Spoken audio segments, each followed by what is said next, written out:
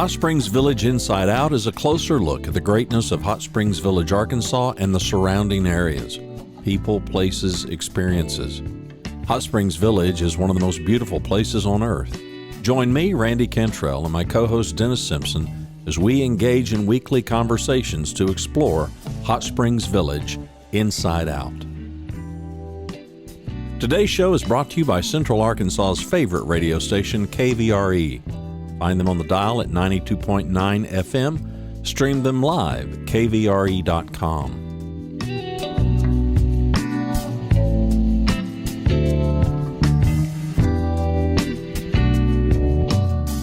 RE/MAX of Hot Springs Village. The award-winning RE/MAX of Hot Springs Village is the largest real estate office inside the village with over 30 full-time agents and support staff. Visit them to learn more about this beautiful place to solve your real estate needs. Call them today at 1-800-364-9007. Find them online at explorehsv.com. They are RE/MAX of Hot Springs Village at 1-800-364-9007 or online at explorehsv.com. Ike Eisenhower State Farm. Ike and his award-winning team have been serving the insurance needs of folks all around Hot Springs Village since 1998. Ike has qualified for State Farm's President's Club, Chairman's Circle, and Hot Springs Village Insurance Agent of the Year. Call Ike Eisenhower State Farm today at 501-984-4100. That's 501-984-4100. Find them online at ikeeisenhower.net. Call them today for all your insurance needs because, like a good neighbor, Ike Eisenhower State Farm is there. From the shores of Lake DeSoto and the shores of Texas for a moment, Dennis Simpson, Miss Monica Toby. Monica, how are you this morning, dear? I'm really good. How are you? Quite well indeed. I've got my morning go juice and we're ready. We're on it. We should be rolling by 10:30. We should be good. We should be good. I can't beat your view there. Yeah, you know, more than one person has said, Dennis, could you just get out of the way and let us look at the lake? I'm like, okay, I guess. Yeah, okay. Yeah, it's stunning. Well, let's talk about, so in our lives, our generations, we've seen a lot of technology. We've seen trios, we've seen Blackberries, we've seen, you know, all this. What happens to Blackberries? What happens to technology? Monica, what do we do with it when it leaves our little paws? Well, and speaking of Blackberries, we do still see them.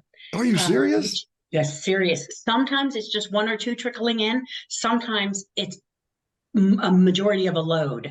So what we do at Early Upgrade is we process and we want retired devices and anything with a battery, laptops, tablets, cell phones, even if it's a flip phone and a Blackberry, we can use them. And what we're doing is we're trying to keep them out of the waste stream, the landfills, for so many reasons. And I don't know how many of your listeners who tune in know that. But Blackberries are still around, and we designed a data bot. So if we have to destroy the data off of a Blackberry, we can drill through the front of the screen, hit the chip, and destroy the data. So it would destroy and eradicate all the photos, messages, any information that's in that device. Well, let's come back to it. Now, the name of the company again is? Early Upgrade. Early Upgrade. And the bottom line is that we have so much digital information and it's stored on these devices. And typically for myself, and this is not a ringing endorsement by any stretch, seems like I'm getting a new cell phone every couple of years. And I've done that for the last 20 years as a tech. And so I've always got this data. I've always got this, and I don't mind letting go of my device, but I've got to make sure that it's clean, especially if it's going to anybody else. And just because I'm done with it doesn't mean that somebody else wouldn't find it a very useful tool, right? Yes, exactly. Very useful tool. And you're right. You're done with it, but you don't want your data out there. And there is use for it. So just think of the supply chain, the repair facilities. Let's say you dropped your phone and you cracked your screen. Well, you need a new screen. What if that device is a couple of years old, and you don't want to buy a new one? When you recycle, the phones and devices will come to us. Now we have in inventory that screen that we can deploy. So we have inventory. We have in excess right now of 80,000 just laptop adapters. Really? And they're categorized by model, quantity, and the tips, how they connect. Okay, I need a Dell Inspiron 880 that went out on me this last week. And I'm just saying, okay?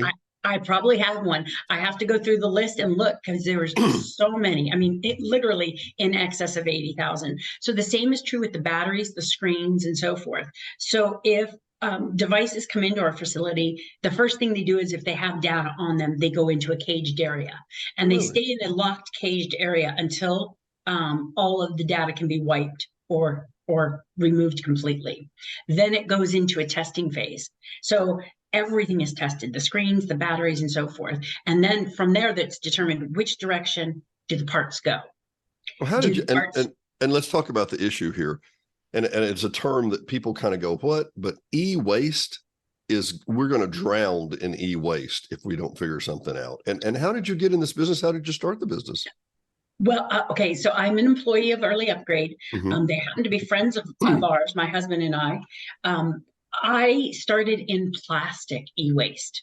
I was a broker. So all I did was take, when somebody would break apart an electronic piece, laptops and so forth, and even desktop computers, I would buy the plastic and then we would pelletize it and it goes back into the original manufacturers to make new computers. So the plastic is reused. So this supply chain is extremely important. Just think about the COVID lockdowns and the China changes. If something happens in China, it has a direct effect on us. So our supply chain has to be protected. And these devices have so much importance to them. Instead of drawing from natural resources, we can reuse these. And like you said, you're turning in your device, your cell phone, it seems like every couple of years, maybe every 2 to 3 years. Well, that glass can be ground up and put into new glass. Those batteries are lithium ion batteries are very valuable. They're tested, and if they test at below 80%, they go into recycle. If they're tested at 80% or above, they go into reuse. So the lithium ion battery is shredded into a powder. We call it black mass. Really? It goes back, it's extremely valuable. We joke that it's black gold. Then it goes more. Yeah, it's incredible. So once it's put into a powder form, it is then sent to the lithium ion manufacturers to make a new battery. It's a long process. I'm shortening it a bit, but it takes a while because it's dirty. It has to be cleaned. It has to be refined because the battery has different parts to it. It has the plastic wrapping, but we want to get to what's in the inside, which is valuable. And once that black mass is pure, it can go back to the lithium ion manufacturers to make a new battery. This is only part of it. The other is batteries they're very explosive. They're very dangerous. So you do not want these in landfill, and you don't want to take them out of your device. They're protected when they're in the device. Once they're taken out, you're in trouble. If it gets connected with another battery, like this, that's a problem. Or if they're punctured and it hits another battery, that opened exposure is dangerous. And battery fires run fast. And I will leave this to this particular comment that you could Google on YouTube and see how explosive and how easily these things blow up. The fact that they're cellized, they're compartmentalized. And that's what keeps them from blowing each other up, because they're very volatile indeed. And the reason that they don't want you carrying batteries on some planes, et cetera, right? Correct. But are they getting better? And I'm gonna pull back higher for just a moment here in a moment. But are the manufacturers getting better at making things easier for you to recycle? Not really. They are a problem child. What we're doing is we're finding ways to get around them. We Really? have pitched to them that they all use the same plastics. They all use one plastic. Mm-hmm. If a device has multiple, the plastic here is different than the plastic here. It causes a problem with recycling. So we have asked that they all get on the same page and use one plastic and so forth and have a uniformity. They will not do it. Apple wants things their way for design purposes, and they don't want it to be like anybody else's. So what we have done to get around it is we take these devices apart.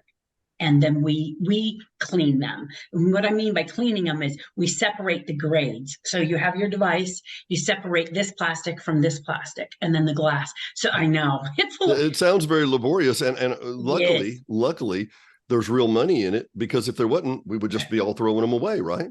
Yes. So thank goodness. We just had to be innovative. So now that we're breaking it down, it's very labor intensive. So that's kind of a downside.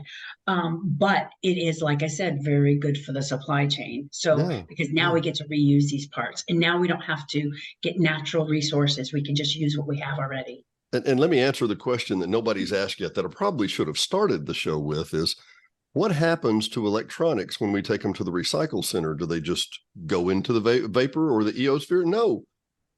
The fine folks at Early Upgrade take care of these kind of things, right?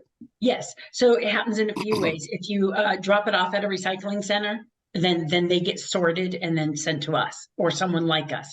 Right. We're one of many companies. There's probably close to 1,000 companies like ours in the United States. Yeah. Well, speaking of 1,000 companies like yours, how the heck do you get to a place called Hot Springs Village, Arkansas?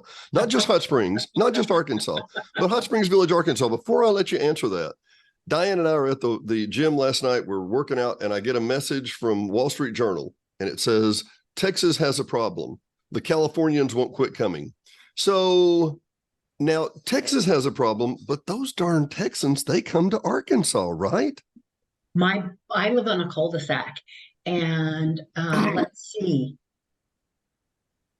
I think everybody but one is from Texas on our cul-de-sac. Yes. Really? Including us. Really? Well, tell the story. I love to hear the we want to go fishing story.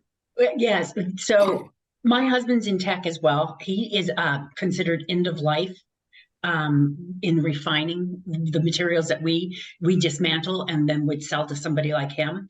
He was transferred we lived in Arizona for 15 years, and he was transferred to Texas. So we were living in Texas just going, wow, this is a whole new world. You know, we've been in the same place for 15 years. All of a sudden, here we are in Texas.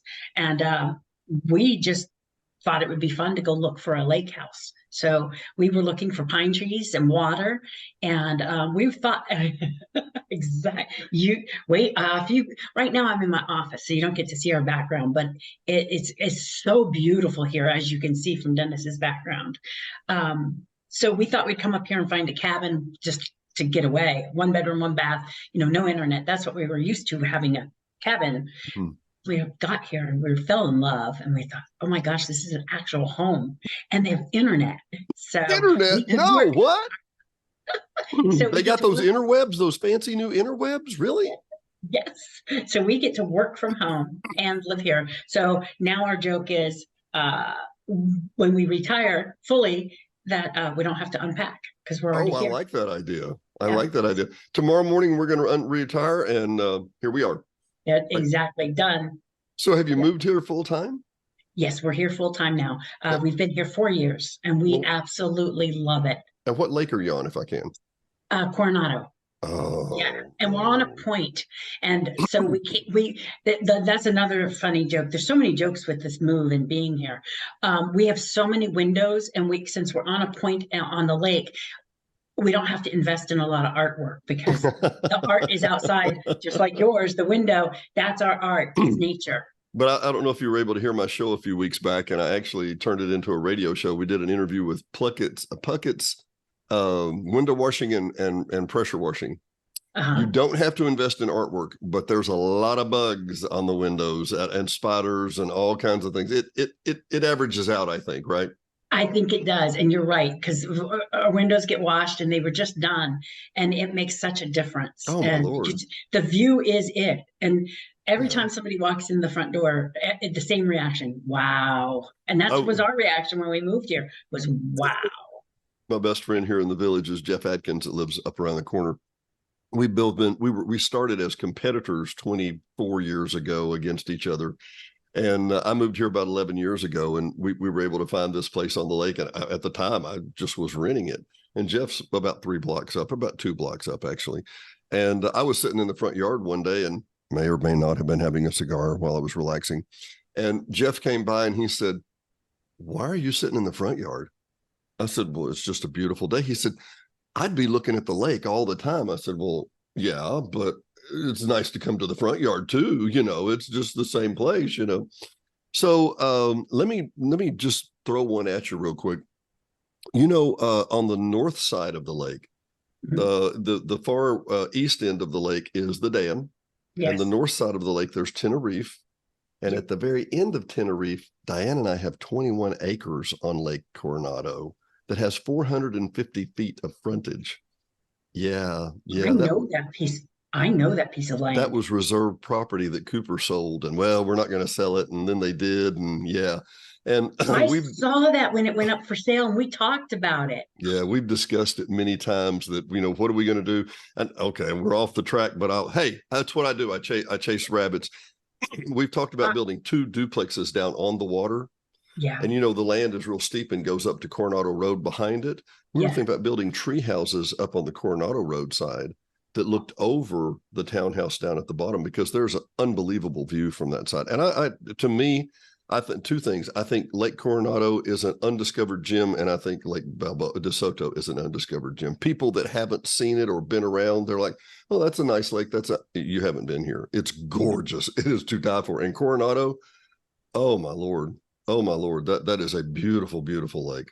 Yeah. We have a neighbor, he's self-employed and he's here in the village. I don't know if I should mention his name, but he was really funny. He said, "I'm not leaving this house and I'm not leaving here." He goes, "They're going to have to pry me out."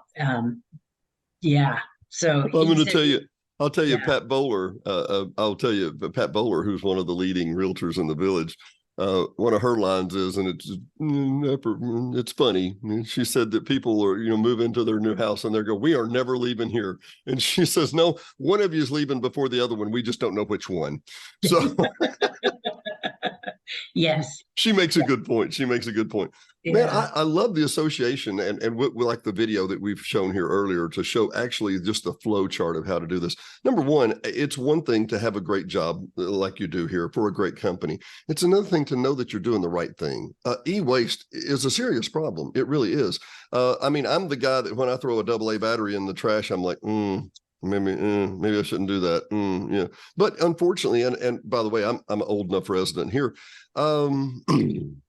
I guess it's been 14 or 15 years ago. We had to do away with the recycling program, but we just didn't have enough density.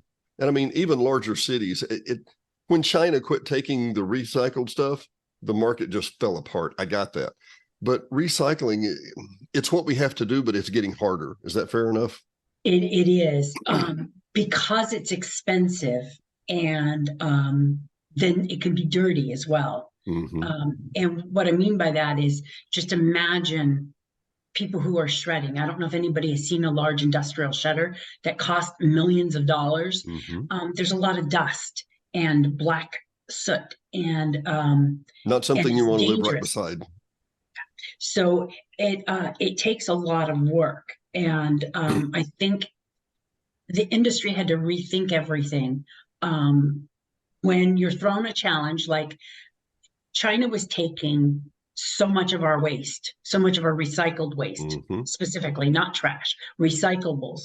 And when they shut down and closed it because their air was getting so dirty, and it was a mess, and stuff was coming in uncleaned. So just imagine like a food container of plastic. You want to recycle that plastic, but it wasn't cleaned. So when there's still mm-hmm. debris, food waste in it, it's really disgusting. Mm-hmm. But and electronic recycling is similar. It's dirty in a different a different way. Mm-hmm. So we're at that stage where everything has been rethought, rebuilt, and not reliant on China. It just takes time to get the awareness out to the public. And that's why I'm so happy to be on your show today. We have data points that show each household has at least 3 retired devices in a junk drawer. Really? Yes. Well, you hadn't been to our house. Household. I can make it more like 10 to 12, but at least 3. I got it. At least 3 minimum. It's usually 3 to 7. So Really? the minimum is 3, and they don't know what to do with them. And so we want to, with your help, let people know that they can recycle them. For instance, here in the village, they can go to the Hot Springs Village Computer and Technology Club. Mm-hmm. Then what happens is they end up coming to me if he can't use them. So they're data wiped and they're recycled. They're reused if they can, laptops, tablets, and phones. And if that group can do that, once they sell it, like you bought a used device before, it's scholarship funds are given to 3 local high schools, college scholarships. So it goes to good use. Now, what they do once they can't process, let's say it's a flip phone or it's a locked device, Apple locked, or it's called the MDM lock, which is a company-based lock. MDM is a business management thing. So let's say B of A laid you off or fired you. If you were let go from a company but you have a work device, they shut it off immediately once you're no longer an employee. Your Outlook doesn't work, and they know how to wipe it remotely. Yeah. That would be a locked device. Well, the technology group locally and everybody else in recycling, they can't use those devices because they're locked. Well, sometimes there is data on them, especially the Apple locked ones. So we have built a data drill. So this is just one example of a place to recycle locally. Then the phones he can't use to get scholarships will come to me. The first thing we do is we either drill them or wipe them. Usually if it's locked, we'll try to unlock it. If we can't unlock them, then we drill them. And the data bot was born this way. So besides recycling, my company has dedicated space and engineers on site. We have 2 engineers, and there's 3 total in that department who all they do is build things. So we have built our own battery shredder. We built a data robot, and we have a 3D printing room. So our equipment inside of our facility is built by us. And if you can imagine processing and wiping something this small and charging them up, checking the charges and doing all the testing, we have hundreds. We touch over 100,000 phones a month. Over 100,000. So the engineers designed trays to stack all these devices in a row, so a technician can have 20 phones at their desk and go through them one by one. So as they're charging, then by the time that charge, they can do their testing and wiping and whatever they need to do. So the data bot from these engineers was commissioned by the owner of our company, Simon Levin. So he's said, we need something. Our customers are taking way too much time and labor breaking down devices. They're wasting their time. So the data drill was designed. So to take apart a cell phone is usually about 8 minutes to take it apart. It's pried open and all the parts are separated. We can drill and take out memory in 8 seconds. 8 seconds. 8 seconds. That's how you process 100,000 a month, right? That exactly. So now, give me the name again. Give me how we would contact you. Give me let me ask, if I'm looking for a discounted Samsung S23 Ultra that's had a few months on it, but I'd like to buy a $1,300 phone, but I don't want to spend $1,300. Do y'all do that too? We do.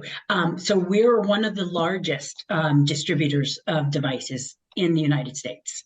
So we've been in business for 13 years. Early Upgrade was started with Simon Levin and Michael Kufos. They're originally from New York, and they were buying and selling so much from each other, they decided to join forces and move to Jacksonville, Florida, and opened up a huge facility. And we have we're kind of like a quiet giant. Nobody knows our name because we're always in the background. Mm-hmm. Companies, the large companies send their phones to us. So when you go into, let's just say you turned your phone into an Apple store because you bought a new one, they'll filter down to us eventually. So you don't see our name and you don't know who we are, but we're doing a lot of work in the background. Our facility is literally dedicated 30,000 square feet just for cell phones, 30,000 square feet just for tablets, and 30,000 square feet just for laptops. And then the rest of it is engineering, office space, and things like that. But it's a serious business, and it's a serious volume. Unbelievable. And let me show you something real quick. I'm going to unplug here just for a moment, and I'm going to show you. Do you see that little adapter right there? Yeah. Mm-hmm. Okay, that's a Lenovo power adapter, and I better plug back in real quick. Yeah, I better plug back in. There was a lady. We don't discriminate by brands, by the way. No. We take them all. Well, and actually, and to give you examples, I've been an IT tech for 31 years. 31 years ago, I was the most techie person you knew, and I was working in my parents' printing company. And it got to where the phone rang more for tech stuff than it did for anything, for printing. And I turned to my dad. I said, look, I think I'm going to try this whole computer thing, but if it doesn't work out, I reserve the right to come back to printing. Yeah, printing. Yeah. Yeah. When I left printing, there were 253 printers in the Little Rock phone book. Do you remember that? And today there's like 12. The thing is, it's kind of sad to see that industry go, but you're right. They've been affected. Everything's digital now. Exactly. And the same technology, that gave me a job, took their jobs. But all of that to say, Miss Martha Stewart, known technologist, was in a Sony Sony seminar one time, held up an adapter and said, why can't we make all these the same? Why can't we make all these the same? And I'm looking at this Lenovo. As an IT tech, I have 6 laptops, and I'm down from 8. I had 2 more because I use one for everything, whatever. I'm going here, I'm doing that. Why can't we have one adapter? It's a great question. It really is. But everybody has different criteria. Well, I want an 18-volt adapter. Well, I want a 12-volt adapter. Well, I want a 24-volt adapter. Well, I only need an 8-volt adapter. Something like that, Monica? I didn't think of this, but okay, so we knock our heads against the wall with the manufacturers on this issue. And it's almost like telling an artist, let's just say a singer, don't sing that song that way. Yeah. They would just come unglued. No, it's my way. So that's the equivalent to what we deal with these manufacturers, Lenovo, Apple, Samsung, so forth, Nokia. We cannot get them on the same page. They don't want to be on the same page. And that's what makes them different. So you kind of respect that in a way. But again, we're banging our heads going, we need it more simple. We need the same adapter, the same types, have some similarity across the board. And no, it's as a technologist, I don't have a whole lot of regrets. I'm a let's move on kind of guy. Yeah. I'm going to tell you a story. About 11 years ago, I had to basically just restart everything. And I did. I mean, from the ground up. I had the 3rd largest IT company in the state, had to wipe that, it wasn't a default or anything. I sold it, all that kind of stuff. But I was scraping to get things together, and I'm a licensed security manager for the state of Arkansas. So I end up doing cameras and surveillance and all that stuff. And I bought, as a demo, I scraped up my quarters and I got a beautiful used Asus tablet. And it was, gorgeous. Some of the prettiest colors I'd ever seen. And I would put my cameras on there from other locations, and I would go and show, pharmacists or drugstores or retail, here's what your cameras can look like. We can have it on a tablet. 11 years ago, that was a big deal, right? Yeah. And for some reason, it wouldn't charge. And it ran down. I'm a techie guy. I got a little plastic tool, popped it off, ordered a replacement battery, put the replacement battery. Still didn't work. Oh, crap. So anyway, I just tossed it. And about 2 months after I tossed it, I looked on the end of the little battery adapter charger, and I didn't have the right voltage. And I hadn't been charging the battery up enough. Now, it wouldn't tell me insufficient voltage or whatever, but I ended up throwing away a beautiful tablet because I wasn't charging it correct. I'm sure I'm the only one this has ever happened to in the last 11 years, Monica. It's just me, I'm sure. But I'm giving everybody a warning out there.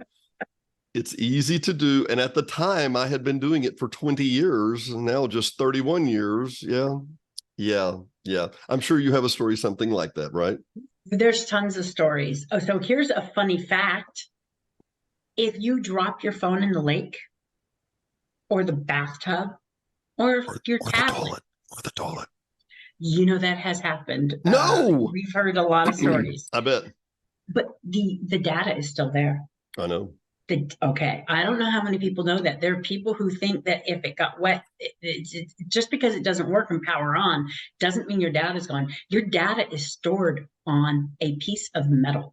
On a silicone Metal is not ruined by water. So people think they can just throw it away because it's ruined.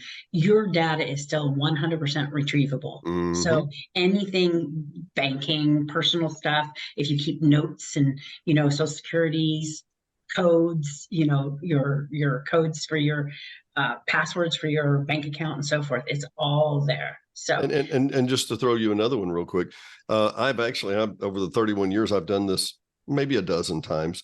People would have a fire, a tornado, a huge event that would destroy their computer, but inside there is a metal case that has a spinning disc that has a little arm that reads it, and all the electrons are still stored on there. And unless it's been 800 degrees centigrade or something for a couple of hours, yes, all that data is still there. It can be retrieved.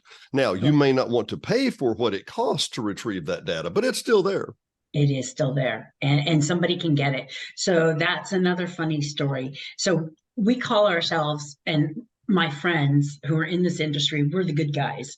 The white hats. The white hats. Yes. If your data falls into our possession, we make sure it's eradicated, and then we notify. We call it downstream. So whoever was below us who handled that device, which downstreaming and upstreaming devices is very important. And it's a very transparent process in our industry. So there's a flow chart of where your device, once it's recycled properly, and that's the key, properly, who's handled your device. And we have to tell each other who gave us the device, who we got it from, and where it's going to and where it's from. So if we're ever audited, somebody can see the flow of devices. So our industry requires a lot of non-disclosure agreements because you don't want people who are handling your devices for you and you're doing processing for them, you don't want them to target your customers and steal your customer away. Sure. But at the same time, the reporting is very important. So we can actually, when we find, let's just say, a Fortune 100 company's financials that came to our facility, they shouldn't have gotten that far. No. The wiping of that device or the computer should have been done far in advance. So it allows us to call and say, hey, did you know that we have all your financials? And we just want you to know we've eradicated it, but it should have never been seen by us. We shouldn't have seen it. And we're the good guys, we destroyed it. But we want you to know something was missing in the stream of who handled your device. Yeah, it shouldn't have made it upstream to us in the first place. Exactly. So we've seen a lot of that, and it happens. So we're certified. It's called R2V3. So our certification, and we're also NAID certified, and that's for data eradication. So being certified, if our devices came from another certified facility, they missed something. And we're certified, and we want to trust who it came from, but sometimes we can't. Sometimes we still have to double check because mistakes do happen. But that's what you get when you have the good guys. The good guys are always checking, and they're always making sure that data is 100% eradicated, so nothing gets out. Even a dog picture, it seems innocent, but it's still, it's a zero tolerance policy when you're certified. Well, let's go one step further, and because being a security guy, I know what the black hat guys do. And for those of you that don't know, there's the white hats, the white hat hackers that do the good thing. And there's black hats. And black hats are more than happy to go on eBay, buy a device that they know you got from Bank of America, and they'll run the recycle tool to try and scrape the data back off even after it's tried to be scrambled. You and I both know. Yes. So it's magnetic media, and we're getting very techie in the weeds, and then we've got to wrap up real quick. But that data should be scrambled. That data should be erased. Well, it's not a binary process. It's not like, okay, all that data is gone. The memory of that data is still on that device, and could be with the right tools and a lot of work, you can recover some of that data back off of there. We just have to make it so completely neutralized that it's not worth your time to go back and get it. Am I doing this well, Monica? Yes, you are. Okay. Yeah. So you want to, the worst thing you want to do is to take your device and go, well, I've locked the key and I don't know how to get the key in, but I'm just going to sell it on eBay. That is not a wiped device. That is not an eradicated device, right, Monica? That is correct. That is correct. Yeah. And there's tests.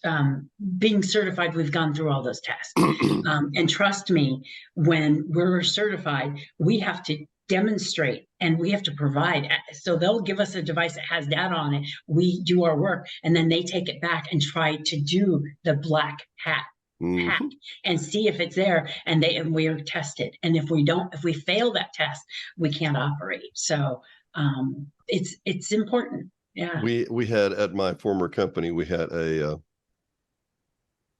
gray hat. A little bit of both. He would do black work or he would do white work.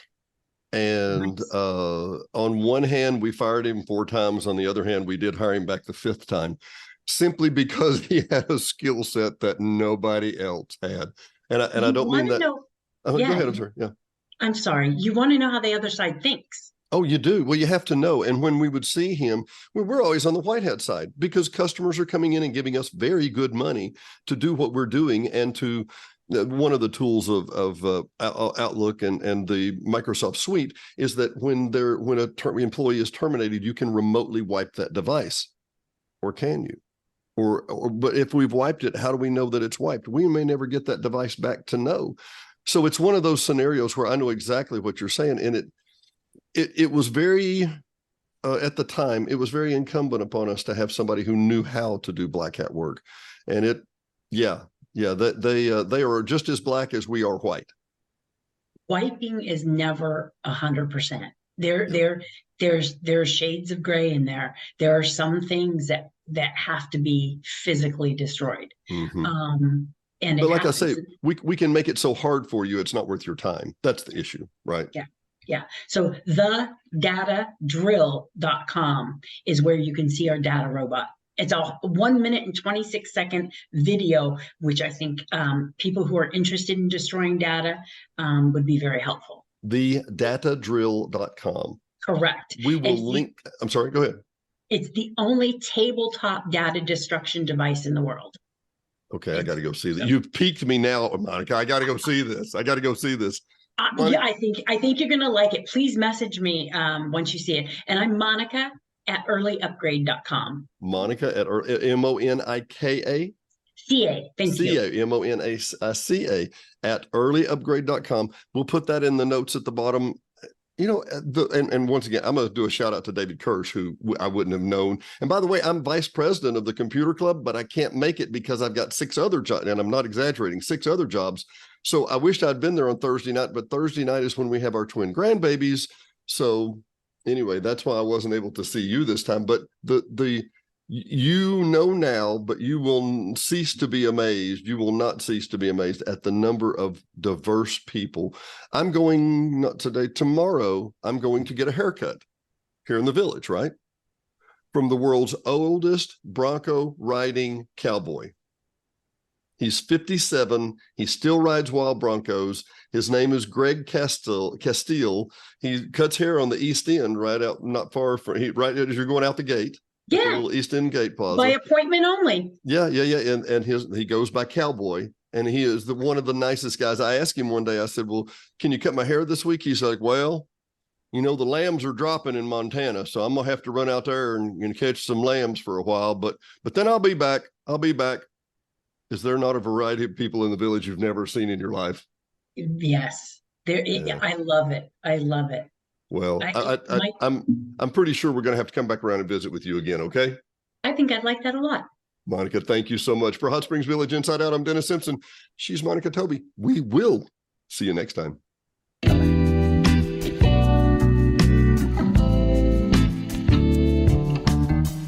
Thanks for watching and listening to Hot Springs Village Inside Out, a weekly podcast starring Hot Springs Village, Arkansas. Visit the website at hotspringsvillageinsideout.com.